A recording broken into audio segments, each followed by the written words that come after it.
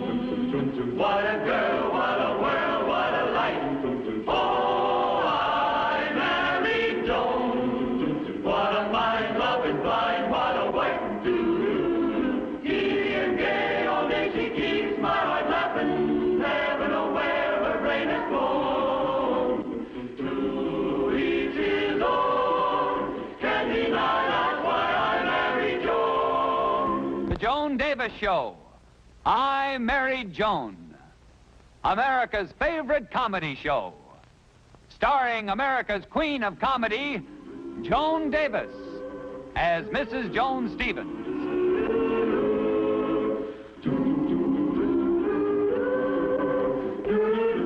And featuring Jim Backus as Judge Bradley Stevens.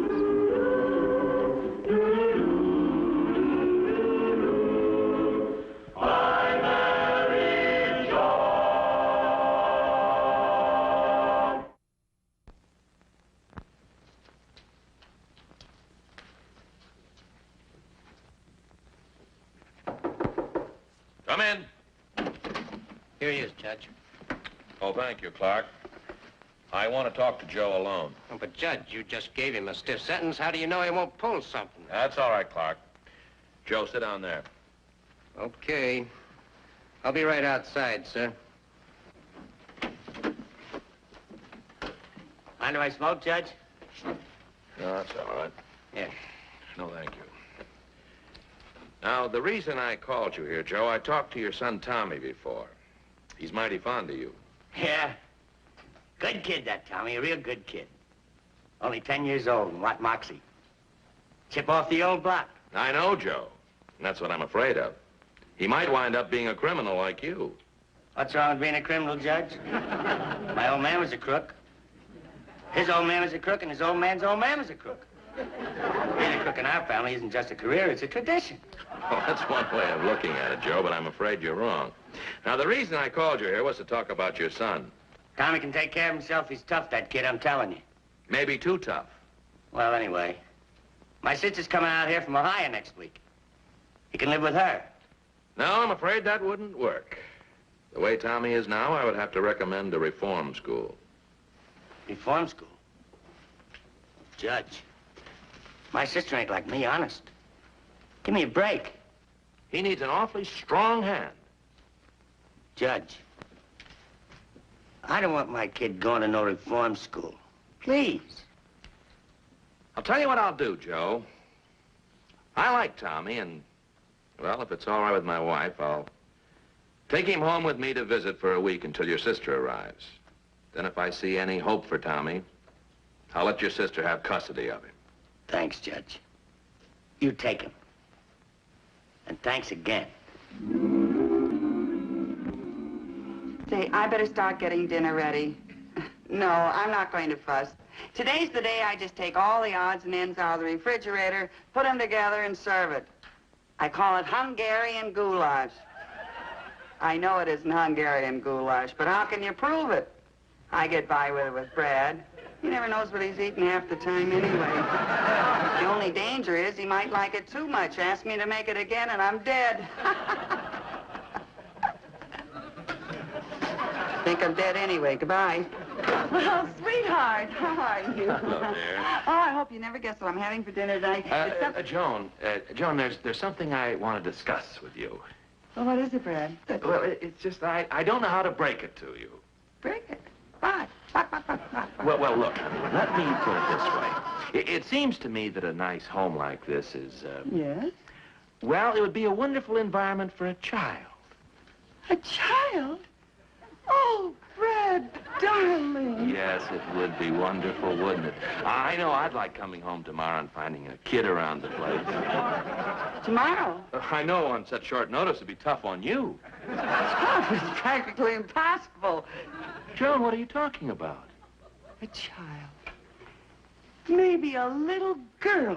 No, it's a boy. You trying to do? Run this whole thing? Why can't you be like any other man and stay in the waiting room and be told?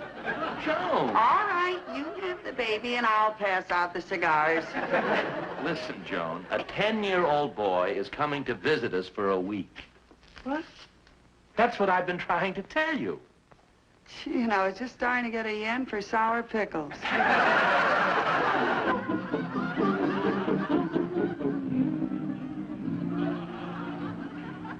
9 o'clock. Officer Clark and the boy should have been here by now. Listen to this, dear. The rebellious or antisocial child. This type is the result of being denied love, kindness, and understanding. This has led to a resentment of society. Oh, Brad, I'll bet that's what's wrong with poor little Tommy. All he needs is love. I'll get it, dear. Oh, hello, Mrs. Stevens. How do you do? This is Tommy. Well, Good evening, Judge. Good evening. He's all yours. You know, he kicked me in the shins. Hey, you, come back here. oh, that's no way to treat a child, officer. All he needs is love, kindness, and understanding. Huh, Tommy? What's with this dame? Watch your manners. Okay. Well, I'll be running along now. Goodbye, Judge. Goodbye, Mrs. Stevens. Goodbye. Yes? Oh, I just wanted to remember this place as it was.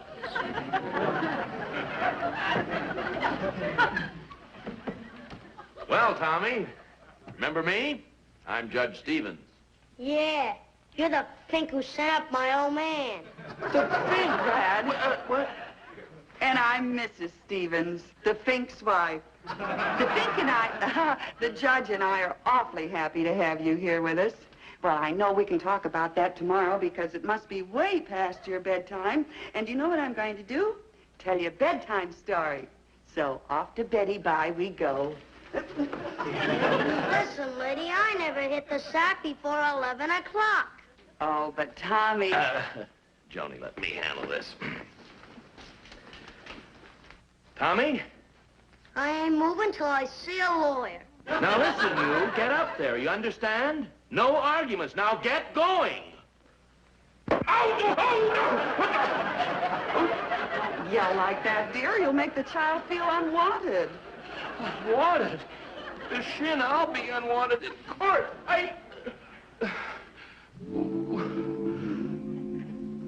But nobody hits the hay this early. You're squares. Now, don't you worry, Tommy. I'm going to tell you a nice bedtime story about Goldilocks and the Three Bears. I think I'll go out for a smoke.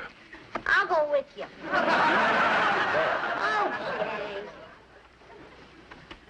Okay. Now, once upon a time, there were 3 bears. I don't like them kid stories. Well, what kind of stories do you like? Real stories, like my pop used to tell me. I can just imagine what they were like. All right, Tommy, I'll tell you a real story. Once upon a time, there was a beautiful doll by the name of Goldilocks. And 3 bookies, Manny, Mo, and Sam. Manny was a great big bookie. And Mo was a medium-sized bookie. And Sam was a teensy-weensy bookie. Only took 50-cent bets. Now, Sam wanted to be a great big bookie like Manny. He also had a yen for Manny's girl, Goldilocks. Dames, they always make trouble. Well, one night, they're all sitting around in Joe's diner, eating their curds and whey, and in walks great big Manny, and he pulls a rod. All right, you guys. I'm taking over the South Side, see? From now on, see? What I say, see, goes, see? Now, if there's anybody that has any objections, let's hear from him now, see?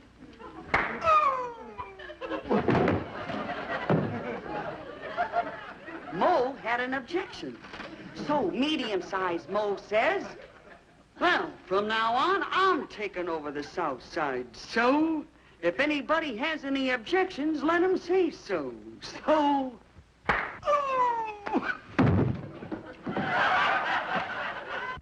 Sam had an objection.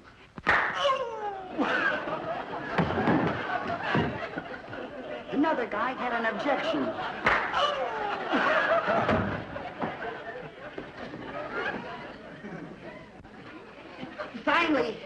There was nobody left but Goldilocks.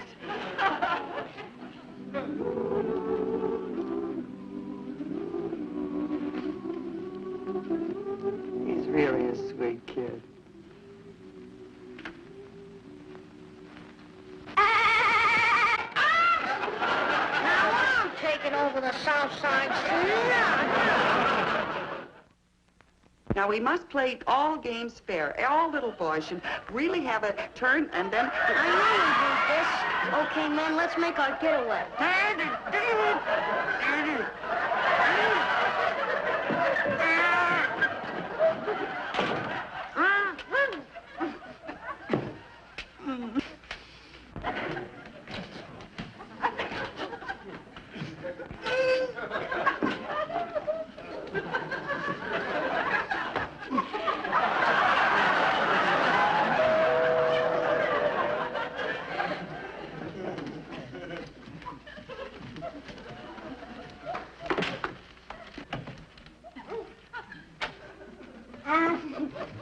Pardon me, lady, for bothering you like this, but I got... Oh, if you're busy, I can come back later. Oh. Yeah. What did you say? Oh, thanks. There were 3 boys, and we were playing a game. I thought I saw those kids come out of here. You see, I've got my vegetable truck parked down the street a ways. 2 of those kids come along, they asked me the price of the cauliflower, while the third one swipes a basket of tomatoes. Say, do those kids belong here? Well, I can explain. You see, my husband is a judge, and he sent this man to prison. All I want to know This is, prisoner do has those a son, kids... and he's going to stay here with us for a while, and then his Look, aunt is going do to those pick him up kids because we're trying to show him that it's much better to live in a place like this and be going to... Do those kids belong here? Well, in a way, yes, but I don't really think that you should... Who's going to pay me for the tomatoes? Well, I don't know why I should be responsible for the tomatoes, because I... Look, lady, somebody's got to pay me for the tomatoes. All right, I'll pay you for them. But why should I be... That'll be $1.39, okay? Okay. Hey, you know, that's all right. I think I'll get one of those for my wife. What those kids wanted with those tomatoes. How should I know, lady? I'm just chasing those kids, and they climb up on your roof. I'm sure they're not going to eat the tomatoes. They can't... I see it. Oh, that's what they're doing with the tomatoes. And that's what happened this morning, Brad. I never heard of such a thing. The little monster? Well, after the vegetable man untied me and I got Tommy home, he promised to be good. So I decided to take him to a movie. What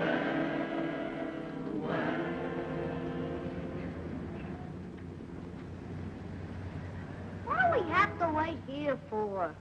Well, the box office isn't open yet, dear. You won't be long. Oh, Mother, look at that big red truck. Oh, yes. It's just like the little one you have at home, isn't it, Bernard? Bernard! There's another truck, dear, but it's not the same color, is it? No, Mother. What color is it, Precious? Gray. And what else, sweetheart? Black. My, there are a lot of trucks, aren't there? Mommy, Mommy, my lollipop, my lollipop! It's gone! Here, I'll give you the money for the movies, and you can buy the ticket all by yourself. Now, here's a whole $1. Gee. Now, hold it tight. Don't lose it. Oh, Mother, look at that big dog. That's a St. Bernard, Bernard. Why did they name the dog after me? Oh, we didn't name the dog after you. We named you after the dog. I wonder what time the box office is going to open. Mommy, Mommy, my $1, it's gone. All but a nickel's worth. Oh, Tommy. There it is. That lady took it. Now, wait a minute, Bernard. You give me that. Why, you're nothing but a common pickpocket. Me, a pickpocket? Oh, no, lady, you're mistaken. It's my little boy here. What? Well, I never saw this day before my life. Tommy, please, lady. My name is Marvin, and I'm on my way to dancing school. I think we better call a policeman. Why, this is the most ridiculous thing that I ever heard of. Call a policeman. Do you know who I am? It so happens that I am the wife of Judge Bradley J. Stevens. Huh. Well, I am, so I'll prove it to you. Here, I'll show you my driver's license. Where is it? There. There's my lollipop. You stole it, too. Oh, good heavens, you're nothing but a kleptomaniac. Why, you'd steal anything. Now, this has gone far enough. The idea of me stealing a lollipop, why, I never heard of my flavor. Usher, there's a pickpocket here. Boy, I'll sue you for slander. How dare you say anything like that? You are... Oh, shut up, Bernard! How dare you tell me?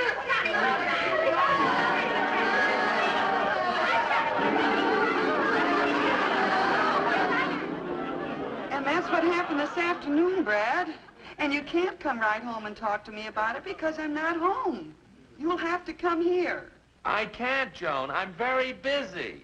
But there's a very good reason why you have to come here.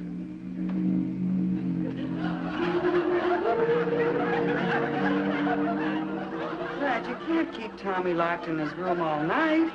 He stays there until Clark calls for him in the morning, then off to an institution with him. Brad, I don't think we've given him a fair chance yet. The kid is hopeless. He wants to be tough. He likes to be tough. You just can't reach him. Oh, I can't believe that. Underneath, there's just a little boy. You tried love and kindness. You didn't even make a dent. Maybe we were using the wrong method. Maybe we should fight fire with fire. Huh? Brad, an idea just came into my head. A crazy, wild idea. What other kind would dare venture into it? Brad, darling, I think this can work. But, Joni... Now, I'll tell you what I'll do. I'll go up and see Tommy, and then I'll tell him...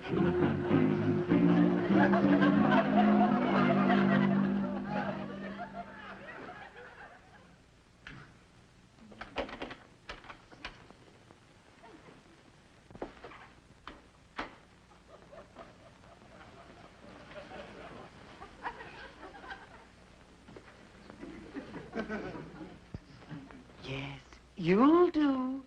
Huh? I wasn't sure that you were tough enough, but what you did today convinced me. You're the little man for the job, all right. What job, Mrs. Stevens? I'm tired of this kind of living. I'm sick of it, do you hear? Sick, sick, sick. I like your kind of living. What do you mean? A life of crime. And I've planned the perfect crime. The judge is very wealthy. And he has big, fat insurance policies. Oh, they're fat. Big and fat. And you and I are going to get rid of him. You mean murder the judge? Such a bright boy. Such a bright little boy. And so fat. You want to kill your own husband? I was going to get someone else to do it, but the judge has been so nice to me, I'd rather do it myself. And you're going to help me. Honest, Mrs. Stevens, I don't want to do nothing like that. I never done nothing like that, and my pop never done nothing like that neither. But I thought you were tough. Very tough. And fat. Well, gee, I don't know. What? Are you with me, or are you chicken? Fat? Or chicken fat? Well, good. I knew you'd do it. Tonight's the night. Tonight?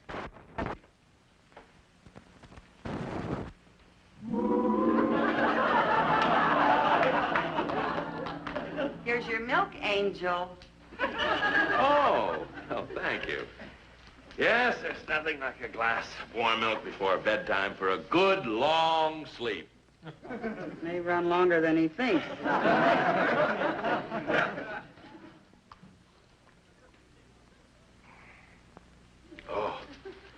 Oh, what's wrong?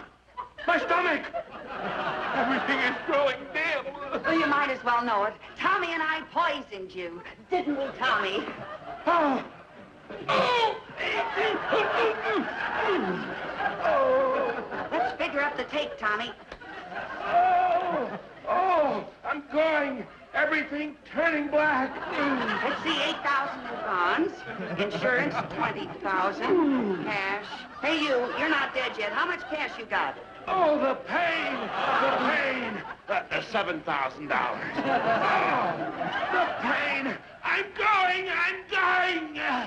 Wristwatch, $100. Oh, everything's turning black. I'm going. All right, so go already. Go, man. Go, go, go.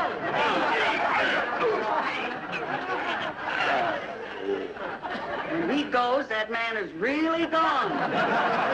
Come on, Tommy. Let's divvy up the take. I don't want any. I thought you were tough. How could you do that to the judge? Tommy, you're crying. Well, I like the judge. He was nice to me. I thought you were nice, too, but you're not. But I thought you didn't like nice people. Well, I was taught to. Go ahead and cry, Tommy. Little boys don't have to be tough all the time. Sometimes it's good for them to cry. Tommy, dear, listen to me, honey. We didn't really kill the judge. He's only fooling. Of course we were, Tommy. Gee, you're not dead. No. We were just trying to teach you a lesson. You see, Tommy, crime does not pay. I'll say it doesn't. From now on, I'm going straight. Here's your wallet, Judge. Here's your pearls, Mrs. Stevens.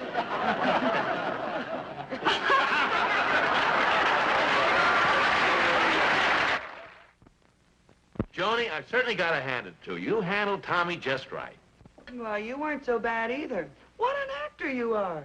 What a wonderful job of dying. Well, I always did consider myself quite an actor, Joni. Mask and wig in college. Best Hamlet they ever had.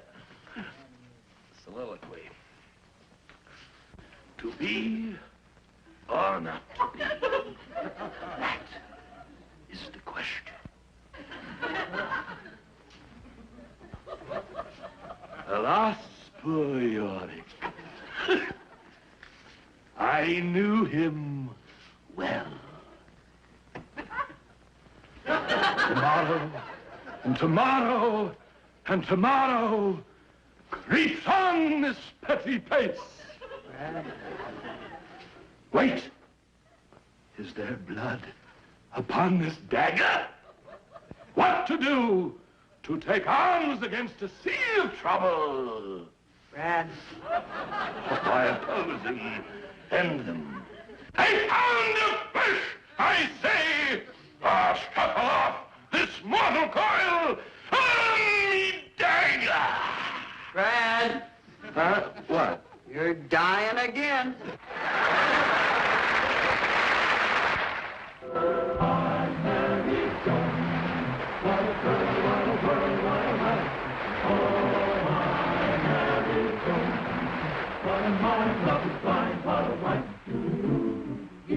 Day, all day she keeps my heart laughing, never know where her brain has gone.